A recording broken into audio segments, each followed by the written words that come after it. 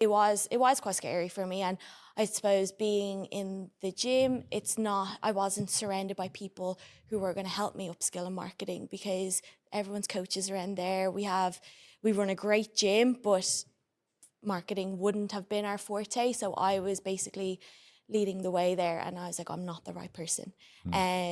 But eventually I found my way. I did as many courses as I could. I went to seminars, webinars. I just tried to upskill as much as I could. And I suppose that's just a bit of advice is if you are feeling like that, do what you can. Like no one's going to hand it to you on a plate. You have to go find it. It's interesting you say that because, say, from the outside looking in, as while you were a coach, and I think through social media, we see this persona and we see this person who's super fit.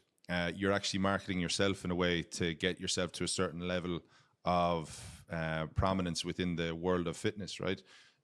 Yet you don't see that as marketing, right? Yet you don't see that as a way of promoting yourself and all the good stuff that you've done there. We're very quick to kind of go back into what we don't know instead of nearly doubling down on what we do know. Because how many people have been through performance conversations in business, and we talk about the weaknesses, and you need to develop your weaknesses, you need to work on your weaknesses, instead of actually knowing that not everybody is a hunter, not everybody's a gatherer, not everybody's business, not everybody's marketing, knowing that your skill set is focused in one particular area and double down and be unbelievable at that.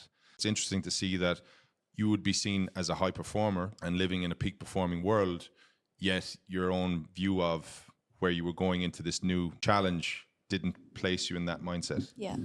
And I think it goes back to the individual, because we see people as high performers, but we only see them at the iceberg level. You know, we only see at the top, as you talk about the swan. We don't see what's going on behind it or what's going on in our heads.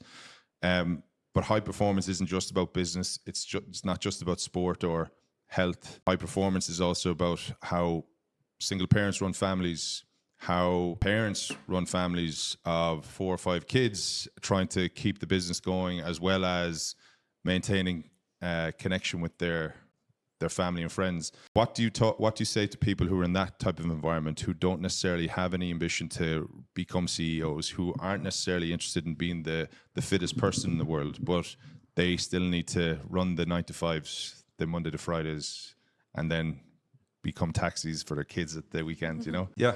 I think from being in high performance sports teams to the corporate world, there's massive transferable skill sets. But one thing that I was struck by was when I moved into the corporate world, I didn't understand how people could clock in and clock out and not want to strive to be the best. I was like, that was a serious adjustment.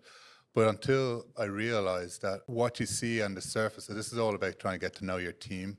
So what you see on the surface level of somebody clocking in or clocking out, you got to understand that they have a whole other life outside of the 4 walls of your office.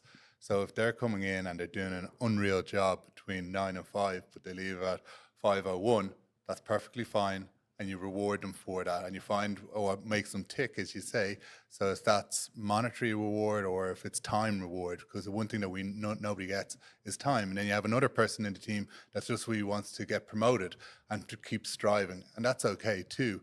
But ultimately, high performance is a mix of all sorts of different skills, but you got to find out what works for each individual in your team. So if it's somebody, I think, I use this example a lot. I think probably the highest performing people I know are people who have a number of kids, either a single parent or in a team. It's being able to get to work, turn up, perform, get back, maybe go to the gym or maybe training for a 10K run or a 5K run, and do that consistently whilst also keeping their family happy and their partner happy. Keeping your family is one thing, but then keeping your partner happy as well, and then trying to socialize with friends. So it's like you're spinning a number of plates, but I think it's trying to realize that not everybody is the same, and not everybody's going to be motivated or feel at a high performance level by the same triggers. So you just got to get to know people on an individual level, and each person is different, and it's okay to be different.